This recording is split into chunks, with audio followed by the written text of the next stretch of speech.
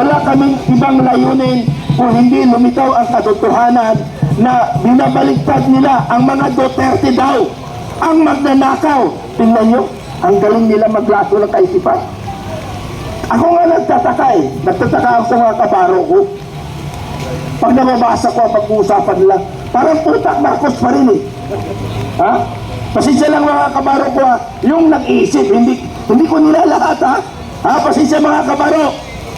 Pag sinabi kabaro, pulis, sundalo, coast guard, ano pa man yan, naka-uniforme.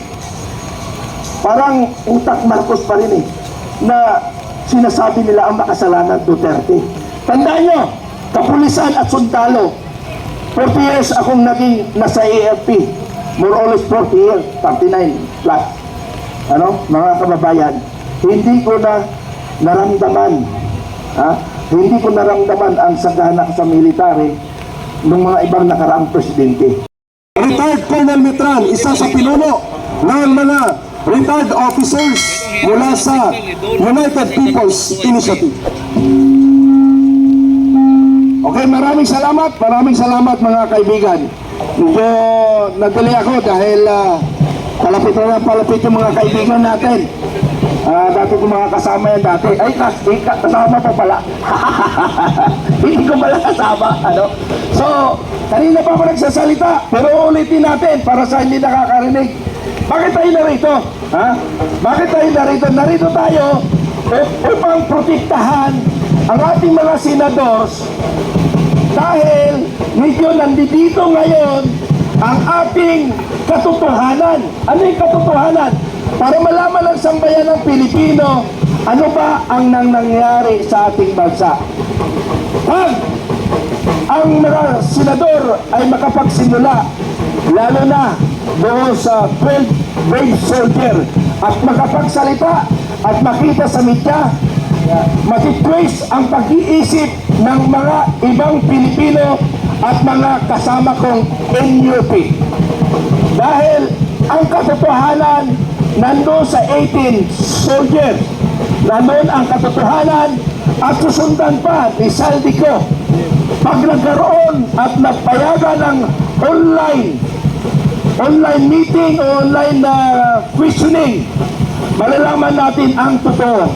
Ayaw ng administrasyon na maipatuloy ang investigasyon ng flood control dahil sila ang pasimuno sa flood control na binibintang kay dating Pangulong Duterte.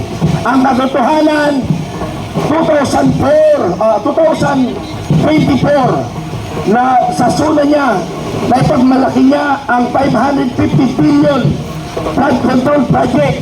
After 2 days, nagabaan ang Marcos administration. Binaha ang Pilipinas. Ngayon, hinanap yung 550 billion. 2004 yun ha. Tapos, lumipas ang suna ng 2025. Ang sinabi niya lang sa mga congressman, mahiya naman tayo. Ay, kayo pala. Hindi ko maintindihan. Mahiya tayo. Kasi kasama sa doon. Umabot ang 2026 sa suna niya, ang pinapalabas ng mga taong bayan na nalinlang natin na sa suna ni Pangulong Marcos 2026, siya daw ang nagpa-imbestiga. Anong kalukuhan na naman yun? Ang talaga nagpa-imbestiga ng una ay si Senador Marcolita.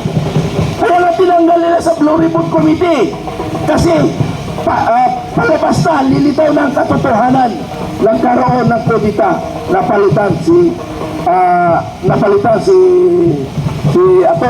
Senador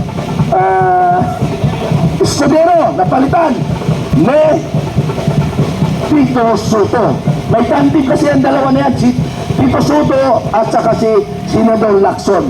Sabi ni Marcos, hindi pala si Marcos, hindi ko alam, basta sinong bumulong sa dalawa, pasorba niyo ang Senado. May tirano kayo dyan eh. Kaya nyo paikutin ang Senado eh. May tirano kayo dyan eh. Ayun, pinaikot na ang Senador. Hindi lumabas ang katotohanan. Di ba? Hanggang ngayon, walang katotohanan. Ang masaklap pa nito, Yung mga nagsasalita ng katotohanan, yun ang pinapakulong nila. Nako, mabuti na lang, hindi pa ako na. Si Kay Eric, nakasurvive lagi.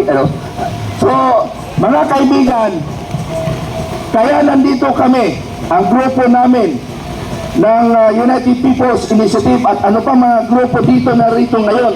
At ang Filipino Guerrilla Forces ito, pag nakakita niyo Filipino Guerrilla Forces, medyo nanahimik ito kasi wala namang kalaban. Kaya nanahimik ang Filipino Guerrilla Forces.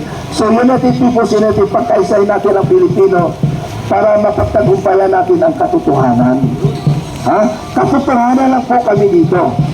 Wala kaming ibang layunin kung hindi lumitaw ang katotohanan na binabaligtad nila ang mga Duterte daw, ang magnanakaw. Tingnan nyo, ang galing nila maglaso ng kaisipan. Ako nga nagtataka nagtataka ako sa mga kabaro ko. Pag nababasa ko ang pag-uusapan nila, parang putak Marcos pa rin Ha? Pasensya lang mga kabaro ko yung nag-iisip, hindi ko nila lahat pasensya mga kabaro.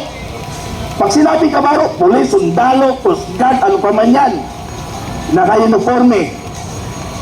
Parang utak Marcos pa rin na sinasabi nila ang makasalanan Duterte. Tandaan nyo, kapulisan at sundalo, 40 years akong naging nasa AFP, more or less 40 years, 39 plus. Mga kababayan, hindi ko na naramdaman, hindi ko naramdaman ang sagana sa military ng mga ibang nakaraang presidente. Totoo lang yan. At ang masaklap pa, mabuti lang isinamang pensionado doon sa increase. Oo, yun mo 100% increase. Nagulat ako. Sa more or less 40 years ko, hindi ko naramdaman ng increase. Minsan increase 5%. Ay, Juan Marcos pala yun. 5%. Yun mo sa loob ng 6 years, 15% lang ang kanyang i-increase. Si Pangulong Duterte, 100%, more or less. So, ang layo. Tapos, ang mga sundalo at pulis ngayon, mapuporma. Ang gaganda ng baril nila, ang gaganda ng uniforme, ang kanilang mga full combat, magaganda. Pero sa panahon namin, magagandang itapon. Magandang itapon sa totoo lang. Ang combat namin noon, isang buwan lang na kaiikot namin sa kabundukan, sira na. Ganun ang buhay namin. Kaya masarap ang buhay ng sundalo at pulis ngayon. At binibigyan ng high regard ang kasundaluhan at ang kapulisan o ano pa may ibang uniforme. Tandaan niyo mga kaibigan, si Pangulong Marcos, hindi yan makatao, hindi yan makasundalo pulis. Ginagawa niya lang uto-uto ang pulis at sundalo. Bakit ko nasabi? Malita-malita yung binigay sa general doon sa patrolman at saka private, ang binigay 5%. Nakakaisulto, di ba? Nakakaisulto. Tapos, hindi, wala tayong magagawa. Kasi, sumusunod lang sila sa utos. Sumusunod sa utos na illegal. Sabi ko illegal. Pero yung nasa baba, nagiging legal. Pero yung galing sa taas, illegal. Pag down the line, hanggang sa, anong tawag sa mga ibang kwan, hanggang sa tiniente, nagiging legal na. Nagiging legal na pagdating sa lieutenant. Kasi follow orders lang naman kami. So, mga kaibigan, mga kasama, nandito kami upang protektahan namin ang mga senador na hindi mapasok ng mga demonyo. Ngayon, naresto na ba si Jingo Estrada? Wala pa! Pilit nilang i-aresto si Jingo Estrada para sila naman maghahawak ng ating majority. Sumupo na. Sumama. Pero hindi pa natin nakukonfirm yun, Mamaya magkukonfirm yung nakakonfirm talaga. So, kung sumama, wala tayong magagawa kasi sumama Pero kung ayaw niya, tao ba yan? Handa ba tayo? Tao ba yan? Handa ba tayo? Handa tayo ipaglaban ang karapatan. Ang sinasabing legal yung action nila, yung si Pangulong Duterte nga alam naman natin na illegal pero nagiging legal kasi sumusunod lang naman yung mga tuta ni Marcos. Ano? So yun lang mga kasama, narito tayo sa Senado upang protektahan ang ating mga senador para lumabas ang katotohanan. Maraming salamat! Mabuhay ang Pilipino! Maraming salamat, retired Colonel Methan mula sa United People's Initiative.